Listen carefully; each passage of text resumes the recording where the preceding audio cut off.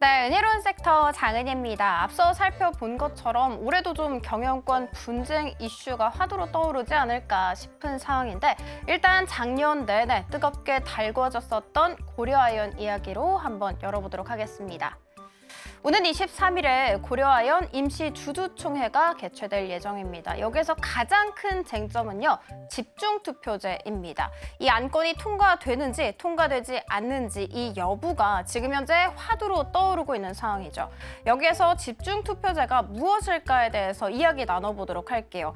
이사를 선임을 할 때 주식 한 주당 선임할 이사 수만큼 의결권을 주주들에게 부여하는 제도가 바로 집중투표제입니다. 예를 들어서 만약에 10명의 이사를 뽑는다라고 가정을 했을 때 한 주를 갖고 있는 주주는요, 총 10표를 행사하게 되는 그런 제도다라고 생각을 해주시면 됩니다. 자, 그리고 3% 초과 룰도 있습니다. 어떤 룰이냐? 3%를 초과한 지분을 갖고 있는 주주도 있을 거잖아요. 그런데 이 주주들은 초과 분에 대한 의결권을 행사할 수 없습니다. 이것이 바로 3% 룰이라고 불려요.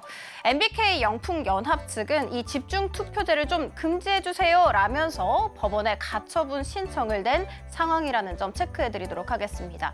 자, 그러면 MBK 측은 왜 이 집중투표제를 좀 좋지 않게 생각을 할지에 대해서 이야기 나눠보도록 하겠습니다. 현재 MBK 측 지분은요, 일단 의결권 기준으로 봤을 때 46% 정도입니다. 그런데 앞서 말씀드렸던 그 집중투표제가 도입이 되게 된다면 의결권은 24%로 제한됩니다. 앞서 말씀드렸던 그 3% 룰 때문이죠. 즉 다시 말해서 집중투표제는 고려아연 최윤범 측에는 유리하나 MBK 연합 측에는 좀 불리한 그런 제도다 생각을 해주시면 됩니다.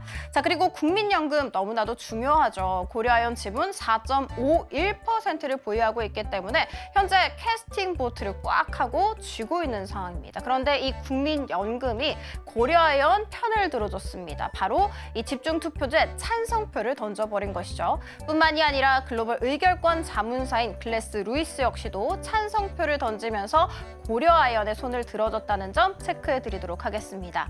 자, 그런데 중요한 거는요, 의견이 엇갈리고 있다라는 부분이겠죠. 노르웨이 연기금은 반대표를 행사할 것이다 라면서 MBK 손을 들어줬고요. 글로벌 의결권 자문사인 ISS 역시도 반대 의견을 제시한 이력이 있다는 점 체크해드리도록 하겠습니다. 이렇게 의견이 엇갈리게 되면서 이번 경영권 분쟁이 23일 임시주주총회 이후에도 계속 이어질 것이다 라는 시장의 전망이 있었고 그 이슈 그대로 받아가게 되면서 고려아연 오늘 장중한때 10% 이상의 슈팅이 나오긴 했습니다만 지금 현재 상승분을 대부분 토해낸 상황이라는 점 체크해드리도록 하겠습니다. 자, 두 번째 이야기 함께 나눠보도록 하겠습니다. CNBC가 트럼프가 에너지 비상사태를 선포할 것이다 라고 보도를 했습니다. 그러니까 트럼프가 취임을 하면 즉시 석유 생산, 원자력과 관련해서 규제를 좀 완화할 것이다 라는 전망이 계속해서 모여지고 있는 상황이죠. 실제로 트럼프는 지난 8월에 에너지 가격을 좀 낮추기 위해서 국가 비상사태를 선언하겠다라고 코멘트를 한 이력도 있고요. 12월 22일 같은 경우에는 행정명령을 사용을 해서 그동안 바이든이 펼쳤었던 이런 에너지 규제 정책을 완전하게 뒤집겠다라고 공언한 이력이 있다는 점 알려드리도록 하겠습니다. 이 같은 이야기 속에 오늘 DK락 7% 이상, 넥스틸 역시도 18% 이상의 슈팅이 나오기도 했습니다. DK락 같은 경우에는 엑슨모빌과 같은 이런 주요 미국 기업들을 고객사로 대거 확보를 한 상황이고요. 넥스틸 같은 경우에도 시추 용도로 사용되는 제품을 지금 현재도 미국으로 수출을 잘 하고 있는 기업이다 생각을 해주시면 돼요. 자, 뿐만이 아니라 오늘 국내에서는 또 대왕고래 프로젝트 관련 이슈도 있었죠. 포항 영일만 항에서 시추 보급선 하역 작업을 시작했다라는 것이 그 이슈였는데 여기에서 이 하역 작업이라는 것은 시추에 좀 필요한 주요 기자재들을 선적을 해서 대왕고래 지역까지 운송하는 그 작업을 의미를 합니다. 이런 국내외 이슈 받아가게 되면서 오늘 장 초반 한때 PT 슈팅 밸브 관련주인 한선 엔지니어링 같은 경우에는 상한가 부근에서 거래가 되기도 했다는 점 알려드리도록 할게요. 자, 국내 테마 탑3 들어가 보도록 하겠습니다. 바로 2차 전지입니다. 정부 그러니까 산업부와 이 민간 기업들이 힘을 합쳐서 2차 전지 비상대책 태스크포스를 구성했다라는 이야기 들려왔어요.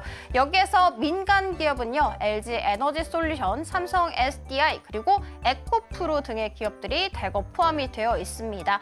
이뿐만이 아니라 오늘 증권가에서 에코프로 BM에 대한 투자 의견을 무려 22개월 만에 중립에서 매수로 상향 조정을 하게 됐습니다.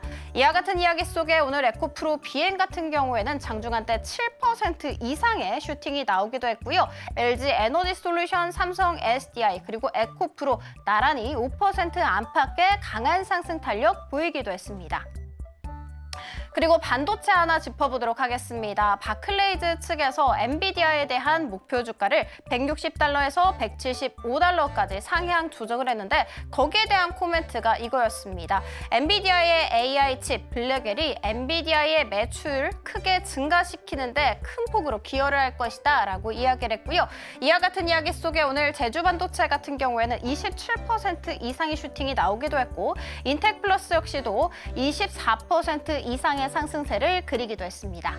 자, 그리고 마지막 탄소 배출권과 자동차입니다. 희비가 좀 정확하게 엇갈리고 있는데요. 바로 이 이슈 때문이죠. 트럼프가 탄소세에 대해서 좀 도입할 수 있을 것이다 라는 그 가능성에 대해서 거론을 했죠. 사실 이런 제도는요, 중국을 좀 겨냥한 조치거든요. 그럼에도 불구하고 우리 한국 역시도 피해갈 수 없을 것이다 라는 시장 전망 나오고 있습니다.